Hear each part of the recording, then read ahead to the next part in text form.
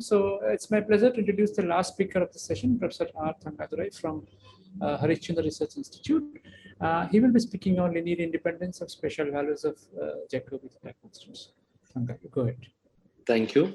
I'm thankful to the organizers for giving me opportunity to speak in this wonderful conference.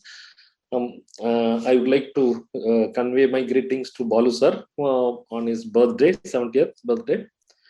Okay, my title, though I gave different title, but this is the right title. The content is same, but title is different. That's all. So, linear independence of special values of Jacobi theta constants. Sorry. Yeah. Okay. So, the Jacobi theta constant is defined to be like, theta 3, it is generally called, and it is defined as the Fourier series. It is a half integral weight modular form with where Q this is one of the most classical and well studied object in number theory, being intimately connected to the study of integer partitions and representations of integers as sum of squares, half integral weight modular form, etc. The other Jacobi theta constants are defined as theta 2 and theta 4. It's just a variation of it. Theta 4 is just a variation of this, and theta 2 is another variant. So these three theta constants are. Hey, Thanga, are you moving your slide or it's still there? Yeah. No, the slides are not moving at least. Oh. Maybe I will. Now it's moving. Now it is okay?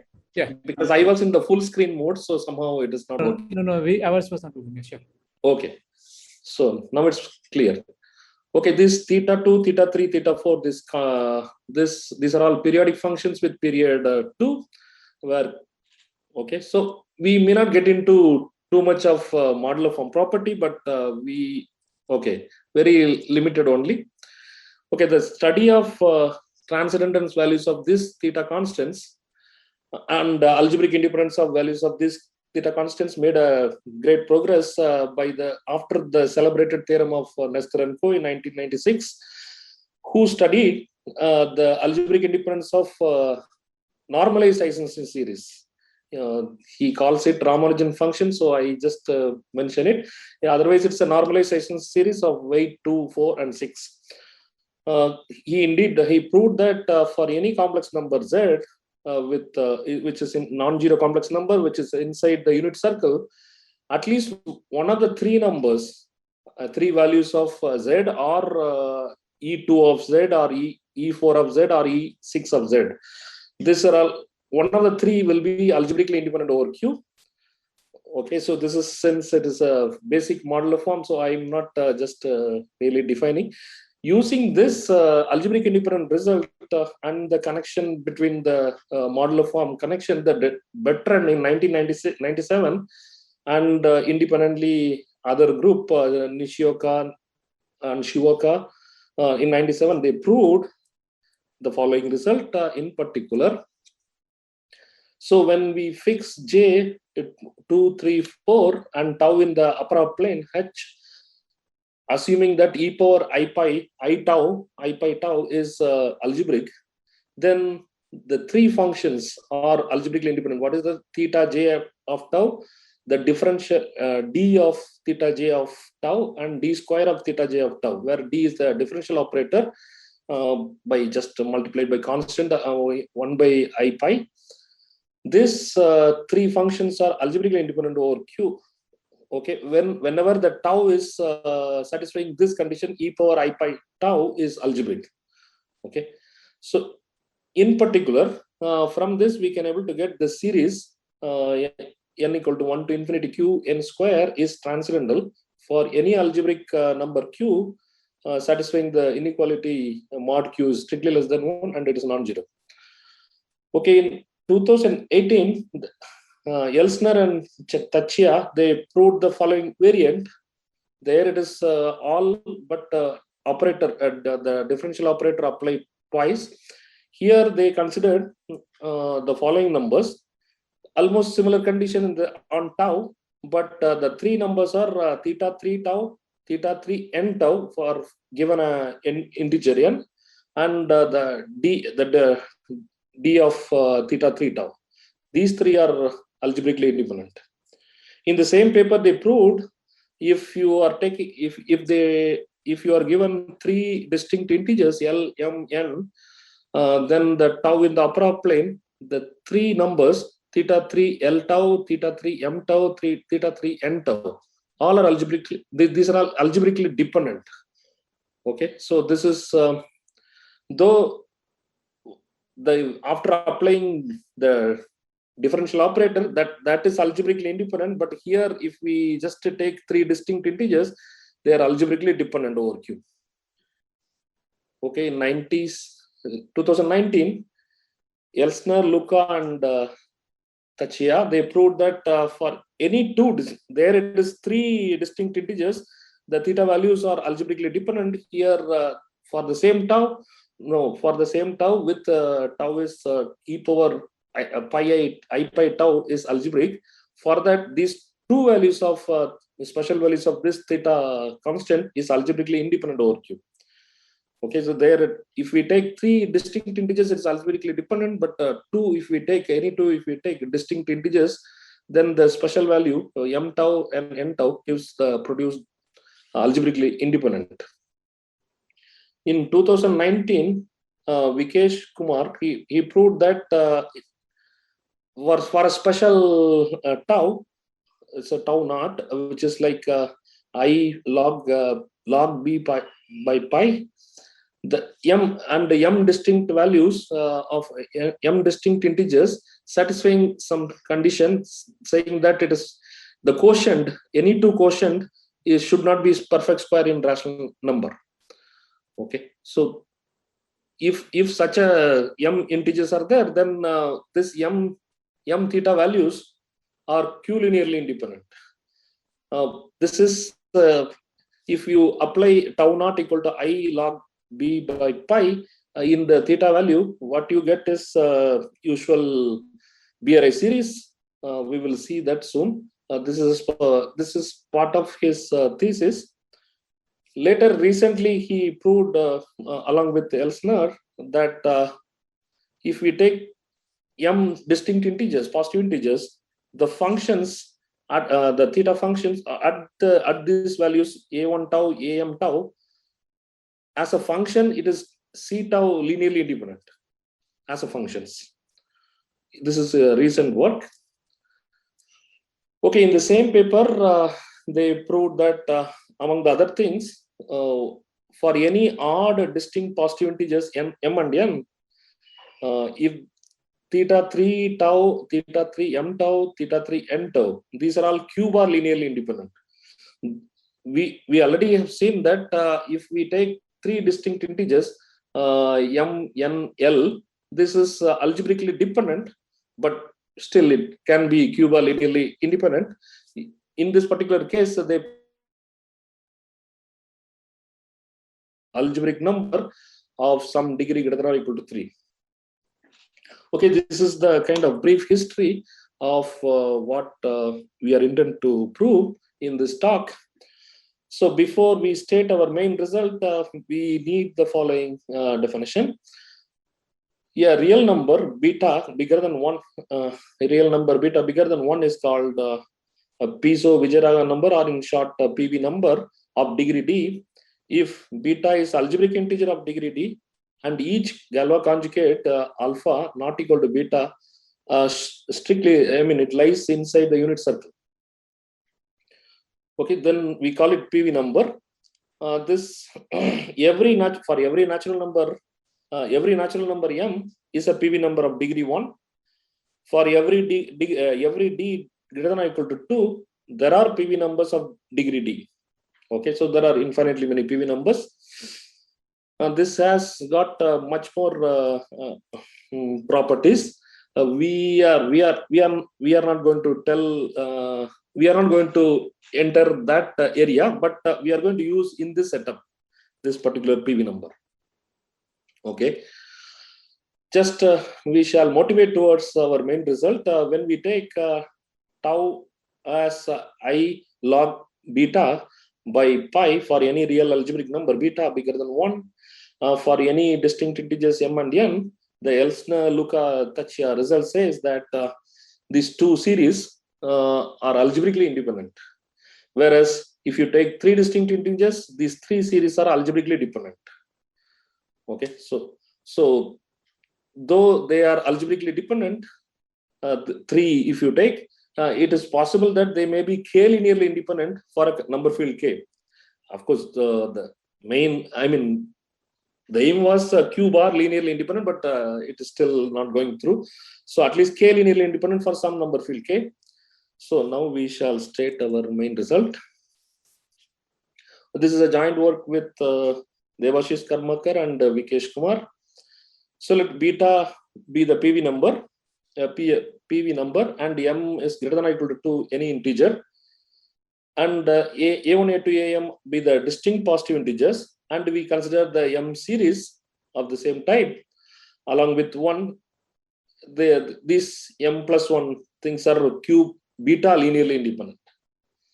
Okay, so of course because of the algebraic any two if you pick any two series, if you pick, it is algebraically independent. Therefore, in particular, every real number, every series, this values are transcendental already.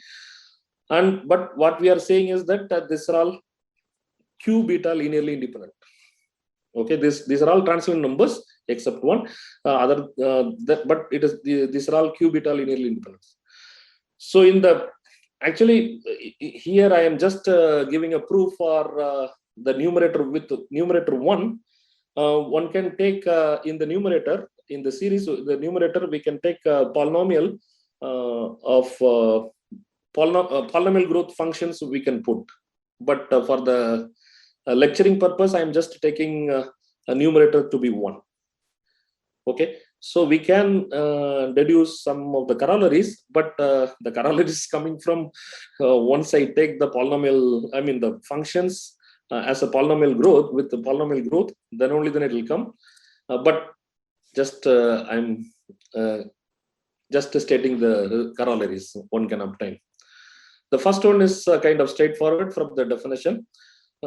Beta and A's are as above. And we take tau n to be I log beta by pi a plus 2n for any natural number n. Then we can say that the theta values, the special values of this theta 3 function are q beta linearly independent with 1. The next one is theta 4, the same result for theta 4. But this will come unless we take that previous result, instead of 1, we have to take some plus minus 1, fi to be plus minus 1 whole power I kind of. Then only then it will come. Otherwise, just for the sake of, I'm just stating. Similarly, the other corollaries. So one can mix up theta 2 and theta 4 together. One can get again q beta linearly independent with 1. The last one is B array expansion. B array expansion where CIs are digits, alphabets, or you collect. Okay, so this series also we can say that q linearly independent here, because here beta is nothing but a rational number, so therefore it is q linearly independent. Okay, so I will like to give the proof, but of course one case is this too much of computation. So at least first I will start with the idea of the proof, then I will check for two cases how the idea goes through. Okay, idea of the proof, suppose not, it means we want to prove this this m plus 1 values are q beta linearly independent. We assume that it is linearly dependent. It means there exists a constant C0, C1, Cm belongs to q beta. We can assume that it is all algebraic, they are all algebraic integers, and the linear combination of these numbers gives rise to 0. Okay, so for any m natural numbers, n1, n2, nm, we look at we just break this left hand side partial sums, the linear combination of partial sums, and the rest tail. what we want is, once you have this series linear relation is 0, then there should be partial sum, the same relation should vanish. Okay, that is the first, this is the main idea of this. Okay, so we want to choose n1, n2, nm in such a way that the left hand side of the above is 0. Okay, that's what it means. The second, we want to choose some n1, n2, nm.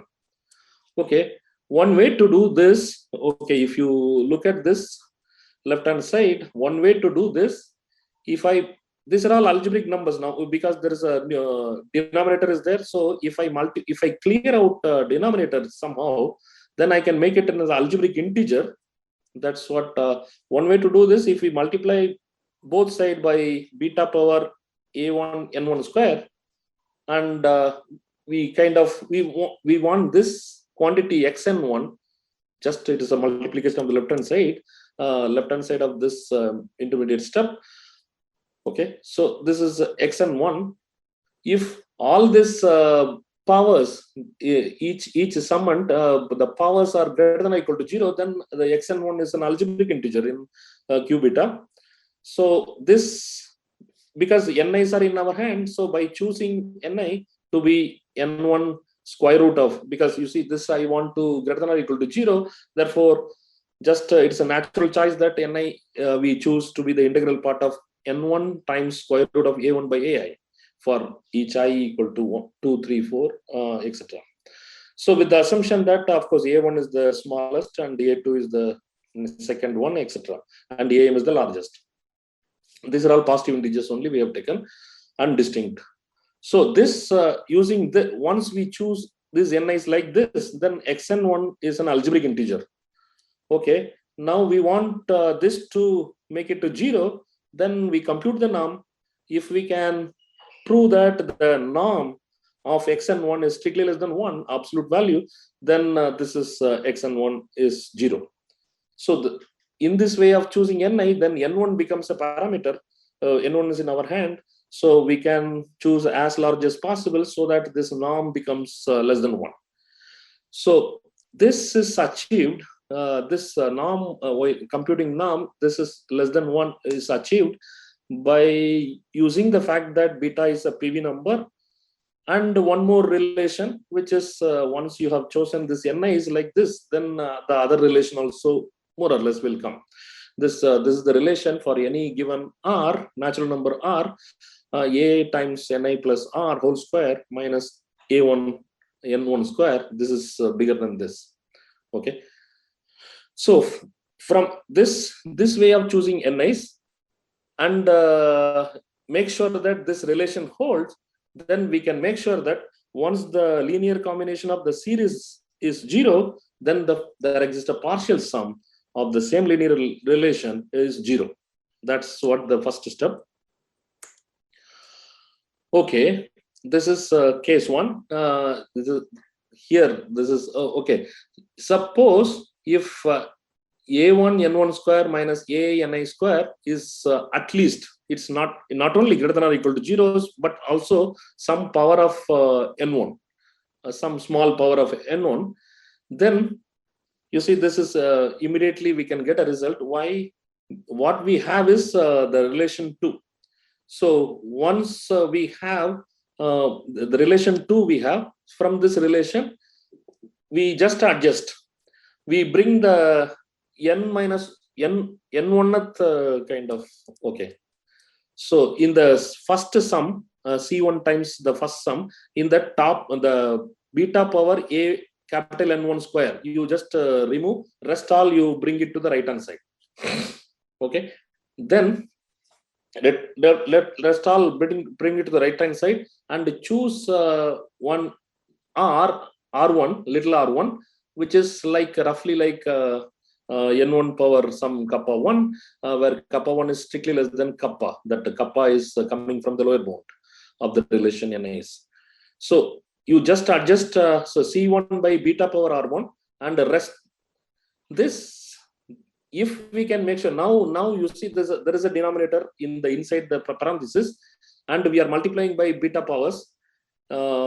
suppose after multiplying by beta powers, if we make sure that everything in the numerator, then again this is this is algebraic integer, and this is bounded above this is an algebraic integer and bounded above by beta power minus r1. Okay, so this we really make sure that in this case we can, this of course if we assume first condition, then this condition is obvious because we have chosen r1 to be something smaller than the lower bound what we had. So therefore we can able to make sure that this yn1 is 0. It means the right hand side is 0. It means that c1 should be 0. Okay, so what if we have this condition, then c1 is 0, the first coefficient. We want to prove all the coefficients are 0. Now once c1 is 0, now we are end up with m minus 1 series along with 1, and we can continue the same process if this case happens all the time. Okay, suppose the other case, if the relation just we know greater than or equal to 0, a1 n1 square minus a ni square greater than or equal to 0, but we don't know the better lower bound than 0. There is one case in this is exactly going to be 0. So therefore we have to follow this step for that particular case. Okay, in this case what we do, we just take out in the partial sum linear combination 0. From that we adjust only the n1 n2 nm, the term you just bring it to the right hand side, rest all you keep it in the left hand side. Okay, that is what the equation 3. Now we choose we have already chosen r1, or it is in our hand. We choose in such a way that two relations happens. This is as of now it is like just hypothetical, but soon we will give a situation where we can able to choose like this. Okay, so this is first condition is really needed just to make sure that the same. So the first condition is make sure that this is a yn1 is an algebraic integer. Okay, so the second condition will make sure that something is yn1 bounded above by beta power 1 by beta power minus r1. Okay, so therefore these two, with this two we can able to force yn1 0. So once you have it means again these are all, you see the ni's we are going to we will have infinitely many ni's satisfying this kind of relations. So for large enough ni's we can able to make sure that yn1 is 0. Okay, so once this left hand side is 0, this yn1 is 0, the left hand side is 0. Okay, so then again you adjust the highest one, that is n1 minus 1 at the coefficient, n1 minus 1 at the term, you just bring it and keep it in the left hand side, and rest all you bring it to the right hand side. And because of the first condition, again the previous one, we can again make sure that this zn1 this is an algebraic integer, and because of the left hand side, this z1 is bounded above by beta power minus r1, and this two conditions we can make sure that the norm of zn1 is strictly less than 1 with modulus sign. Thus we can make sure that this relation is also 0. So once this relation is 0, then again we can get in this case c1 is 0.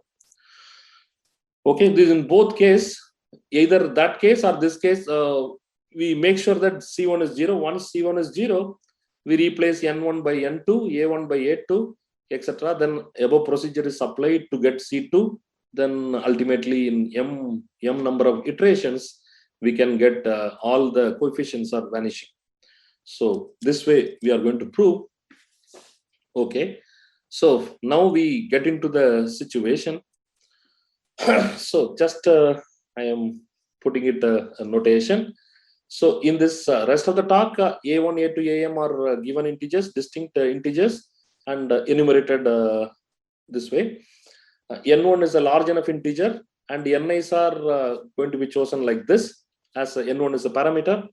and hence because of ni is defined like this, then we always get a1 n1 square minus a n square greater than or equal to 0.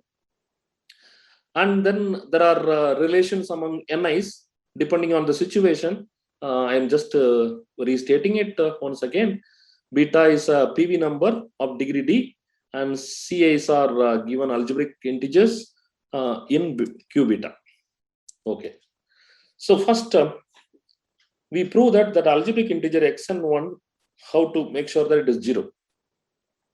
It means the partial sum from the linear combination of series, we are coming down to linear combination of same linear combination of partial sums with some suitable choice of ni's. Okay. So, okay. So already by multiplication, multiplying by beta power a1 n1 square, xn1 is an algebraic integer. Now we have to compute only the norm. Okay. So we make sure that norm is strictly less than 1. Okay. So for that, this condition is required. This is again hypothetical only. In the real situation, we will be proving this relation of ai times ni plus r whole square minus a1 n1 square is greater than or equal to r times 2n1 plus r for every natural number r. Okay, now we estimate first. We estimate xn1. So when we estimate xn1, we can xn1 is this, but the point is we have the series is given the lean. Therefore, xn1 we can take it as the tail side, because okay. So we estimate for beta we in the tail side. Okay. So this means okay. Okay, here the first sum somehow I missed that Ci's. Okay. Okay, in the inner sum, if you see that after multiplying by mod beta a1 n1 square, what you have in the denominator mod beta ai plus ni plus r whole square minus a1 n1 square. This is the denominator it comes. So since we have the lower bound for each r, we have the lower bound, we can replace this by r into 2n1 plus r.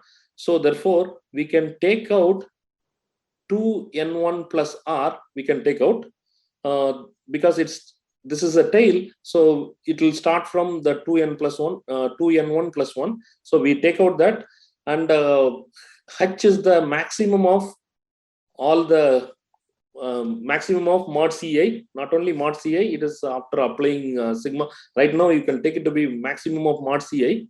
Then we can make sure that the rest, once we take out this 1 by beta power 2n1 plus 1, we can make it rest all, it's a geometric series. Therefore, we can estimate it by beta minus 1. So this is less than or equal to 1 by beta power n1. N1 is our parameter. So here you will see that loose bound, just because I have taken numerator to be 1. If I take the suitable functions in the numerator, then this can be better. Okay, well, we need it kind of 2n1 plus 1 we have to take out. Okay, this is for beta. We want to estimate the norm. Therefore, we have to estimate all the conjugates of x and 1. Okay, so we start with non-trivial embedding sigma from q beta to c, and we apply we consider sigma xn1. We just, it's a field homomorphism, so it just applied individually because we are looking at the finite sum in the from the definition. So for xn1 we looked at the tail, but here sigma xn1 we are looking at the definition itself. Okay, finite sum, because sigma is applied. Since beta is a PV number, that modulus of sigma beta is strictly less than 1. Okay, so therefore in the new whatever, if you see that in the numerator each summons, if I write it in the numerator, sigma beta whole power a1 n1 square minus a1 the ai little n square, where n is up to capital Ni. Okay, so this is always greater than or equal to 0 by first our assumption, and sigma beta is strictly less than 1 for every sigma non-trivial embedding. So therefore we can estimate it just trivially. So what comes out is maximum of sigma Ci. So therefore H, I take it to be all sigma, maximum runs over all sigma and all I from 1 to m, 0 to m. Okay, so the H will come out, and whatever summoned is the max here. Ni, if you look at it, maximum is n1. Therefore I just m plus 1 times n1. Okay, so therefore the norm of xn1 is, if we estimate, what we get is it is big O of 1 by beta power n1 power kappa. Kappa is less than or equal to 1, where the implied constant does not depend on the parameter n1. Okay, so therefore we can, for large enough n1s, we get the result, because we can make sure that this is less than 1, because constants are whatever constants are h times m plus 1. So this can be beaten by choosing n1 bigger. Okay, so this way, this is the main idea. Okay, for rest of the YAs in lemma 1, we, by the relation, this is the relation among Ni's, we proved that xn1 is order of big O of beta power minus n1 power kappa for some positive kappa. However, this implication, this estimate for the other yn1 and zn1, for instance, yn1 comes in the second step, yn1 and zn1, this is straightforward, it will come. Okay, this is yn1. If we multiply after this, in 3, if you see that we don't need that estimate infinite series. So here only finite thing. Therefore, automatically the same kind of bound exists for zn1 also. So in lemma 1, okay, this implication is readily available from the definition of yn1 and zn1. To prove yn1 zn1 0, it is just enough to estimate their norms already. Okay, so the proof is just verbatim, nothing more, by just taking sigma to be non-trivial embedding, and instead of xn1 you apply yn1. So beta is PV number, it takes care of it in some sense. Okay, now we get into the real case, in the sense of what we are trying to prove that theorem. The case when square root of a1 by ai all are rationals.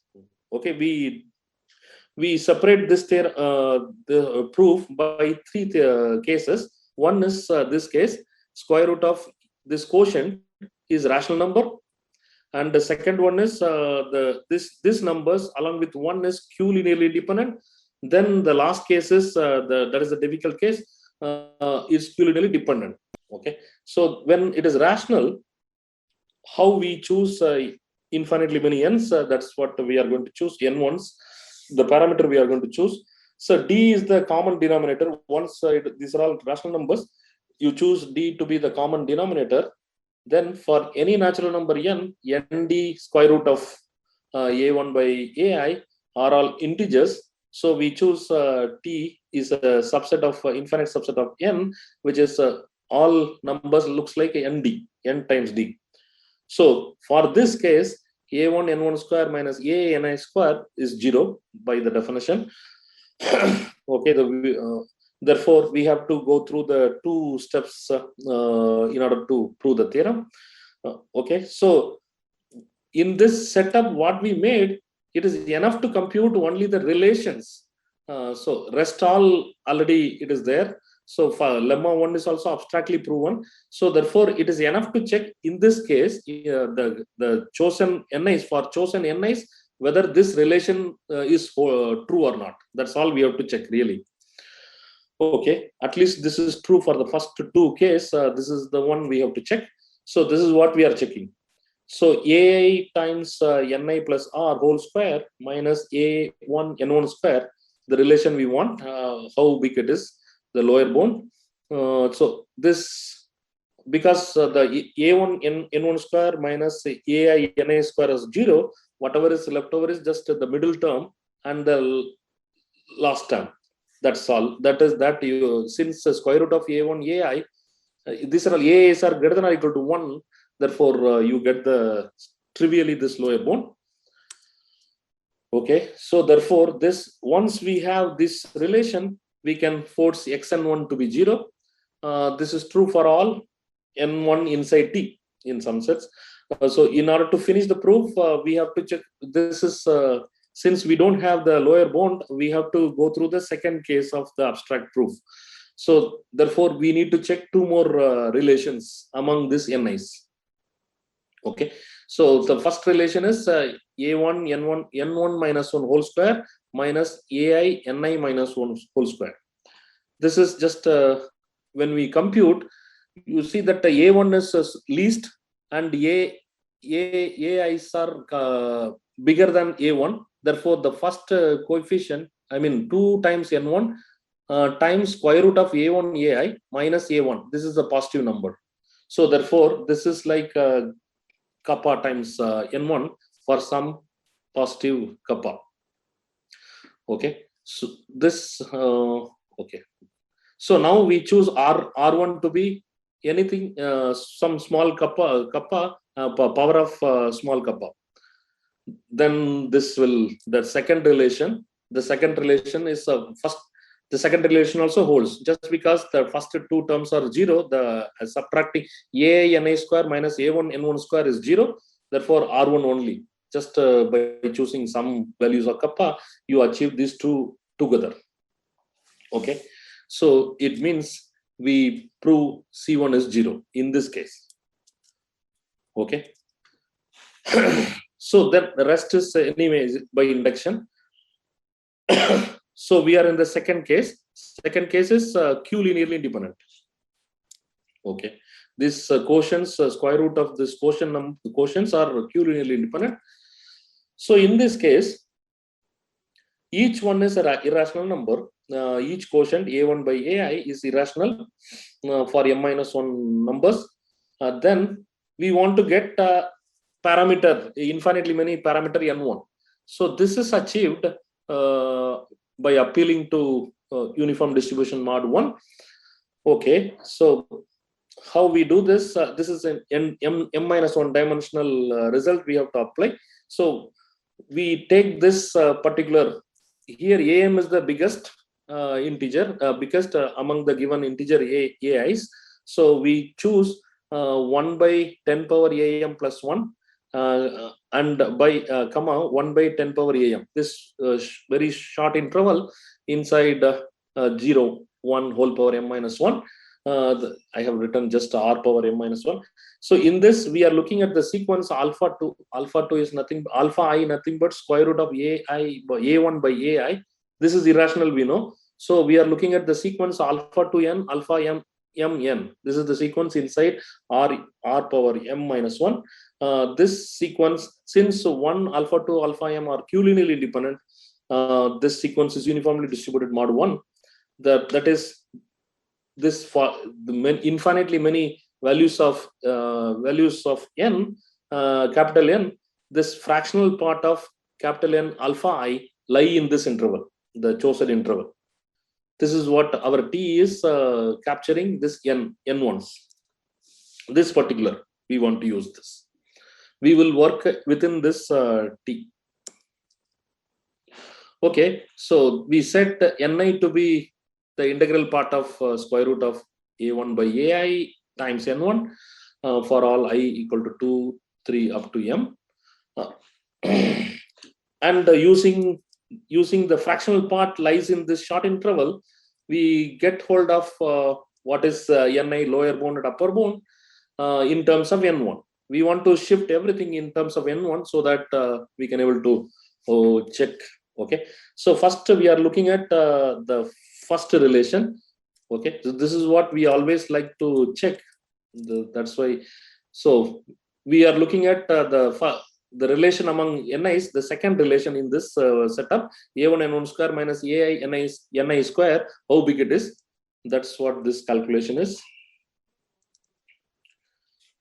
Okay, that's what this calculation is. This is the first, after you just AI times Ni square will be the Ni, instead of Ni square, you put the upper bound for Ni. That is upper bound for Ni already in terms of N1, it is there. So the first, the square part goes away, and whatever remaining is the middle term and the last term, which is greater than or equal to kappa times N1. So therefore, this will, okay.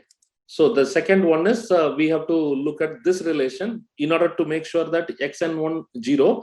We want to compute this, whether this lower bound is like r times 2n1 plus r or not. Just same calculation only. So this will come straightforward. So therefore, with these two conditions, we can make sure that xn1 is 0, and then yn1 is also 0. Okay. So that means once you prove yn1 is 0, in this case, C1 will be automatic. Okay. So, okay. The difficult case, ultimately the difficult case is Q linearly dependent. Okay. So in this case, at least one of them we can assume to be irrational, just because we have, if it is all are rational, we have proved the case. Therefore, we can assume one of the quotient, square root of this quotient is irrational. So we take out the maximal linearly independent set in this numbers given m minus 1 numbers.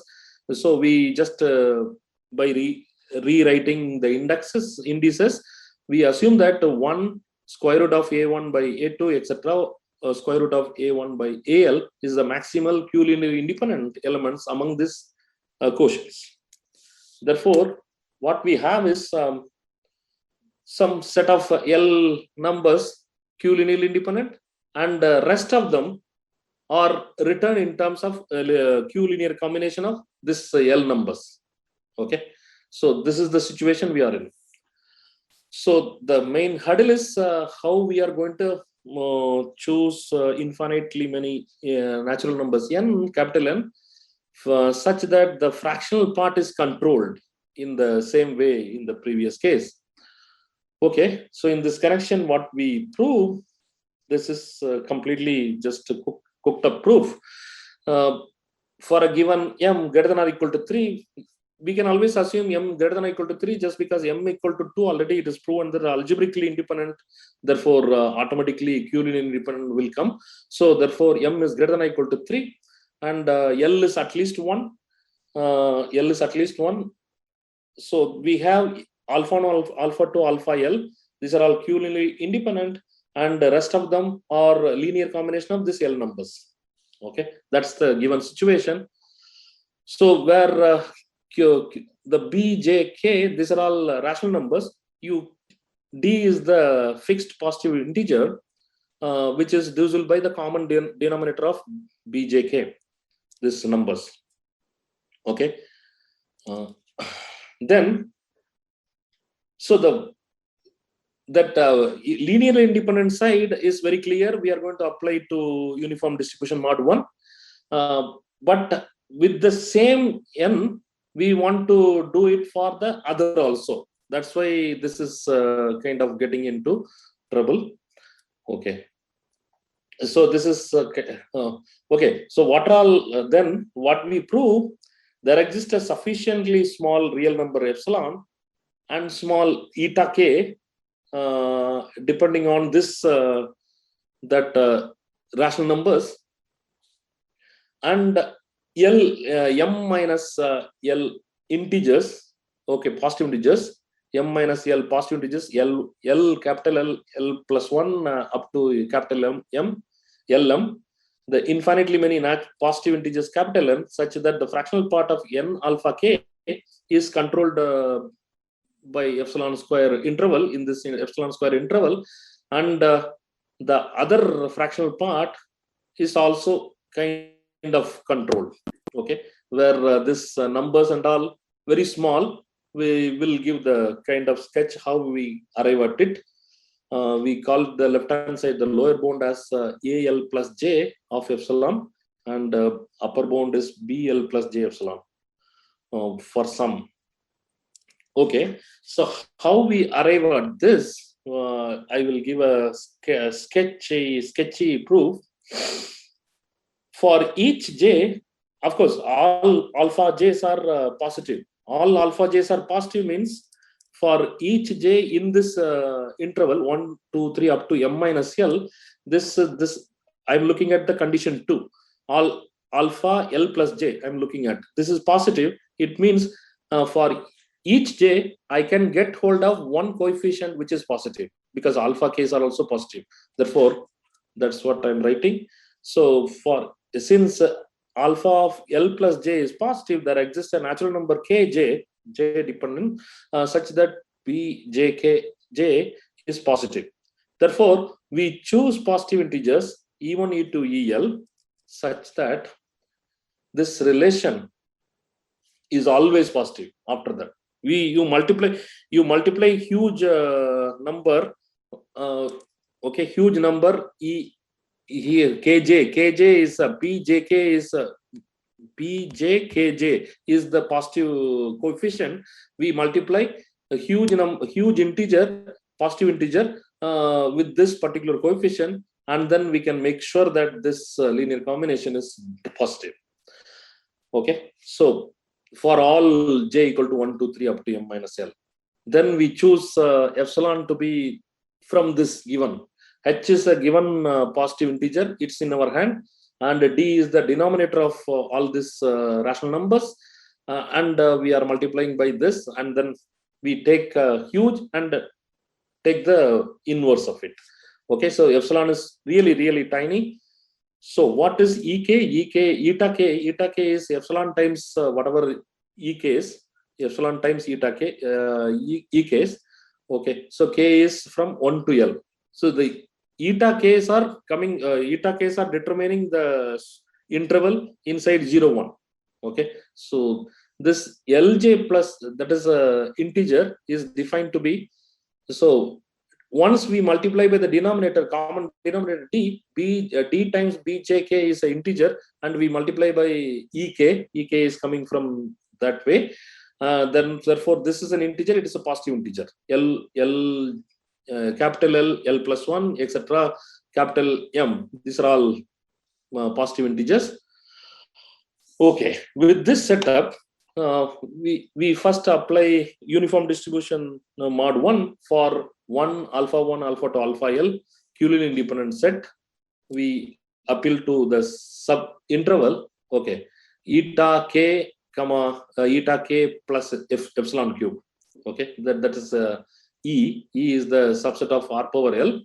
So from this we can get infinitely many in capital N's natural numbers such that n, the fractional part of n alpha k lies in this interval for each n. Now, however, we need to estimate the fractional parts of the rest of the alpha j's when we multiply by this n's, n coming from this t. Okay, n times alpha L plus j is just I'm multiplying by n from the definition of alpha L plus j. Then n alpha k, I'm just writing it as an integral part and fractional part, and then I am multiplying by d, the common denominator. Okay, so why we do this? Because of this. Okay, so we can estimate. Okay, after multiplying by d, the fractional part side can be estimated using n alpha k. N alpha k, the k is coming from 1 to L. Therefore, we know the lower and upper bound. Using that, we can estimate this sum.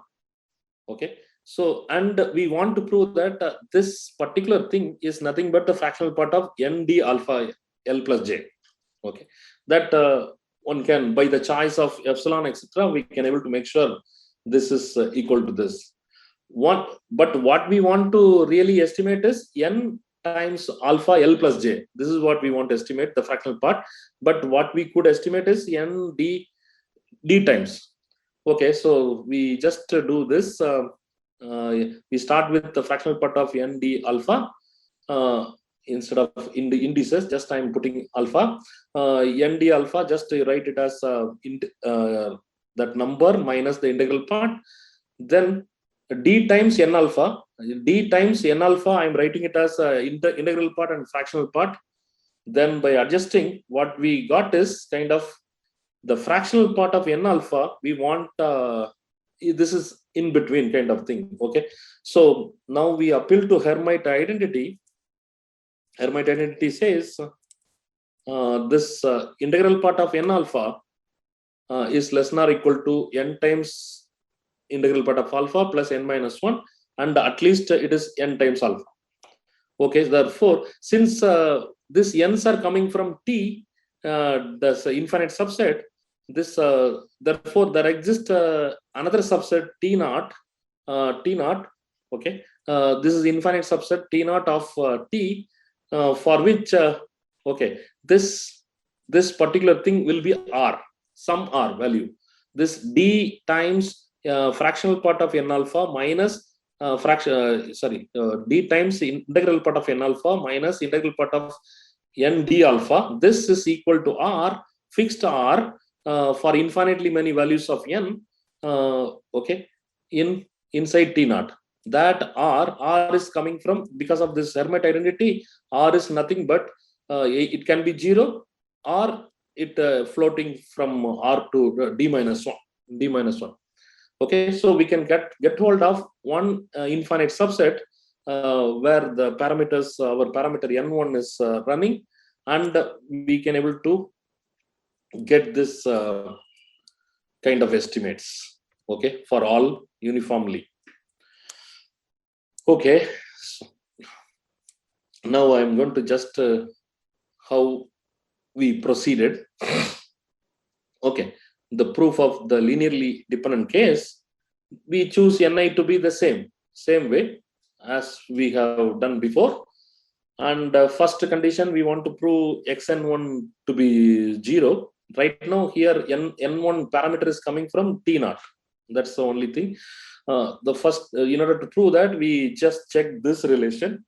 I didn't do the computation because right now we have to check two cases for I equal to 2 to L and j equal to 1 to m minus L. These two cases we have to separately do using the already inequality we got. And then so okay, so with this condition we can force xn1 to be 0. The other condition, a1 n1 square minus ai ni square is greater than or equal to some kappa times n1. That we can able to get in this case. No, in this case we cannot. Okay, again two subcases coming. What are the subcases? When r is 0 and r is non-zero.